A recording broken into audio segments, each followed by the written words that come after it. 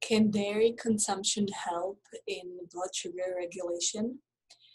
That's the topic of a study that has just been published in the American Journal of Clinical Nutrition. The researchers in Washington state took 72 people with metabolic syndrome who were overweight, had a high waist circumference, so they had a lot of visceral fat around their inner organs. They also had some troubles with their high blood pressure and high blood lipids, and some of them may have had pre-diabetes or even diabetes. Um, they divided the study group into three groups. The first one was consuming only limited amount of dairy, less up to 3 servings per week. The second one was consuming low-fat dairy, at least 3 servings a day.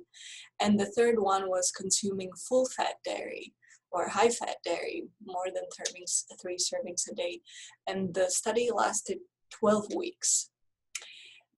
Glucose tolerance was not affected in any group, but insulin sensitivity decreased by dairy consumption, both in the low-fat and full-fat dairy group. And also insulin resistance went up by dairy, in dairy consumption, both in the low-fat and in the full-fat dairy consumption, suggesting if this continues, this may lead further to impairments in their glucose tolerance, increasing their risk of developing diabetes in the long term. Body weight increased, so people were gaining weight on full-fat dairy, and waist circumference increased both in the low-fat and full-fat dairy group.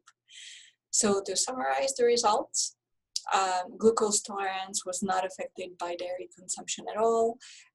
Insulin resistance, though, went up on both low-fat and high-fat dairy, suggesting this might lead to increased risk of developing diabetes. Also, there was a weight gain in the full-fat dairy group, and both low-fat dairy and full-fat dairy went to an increase in waist circumference.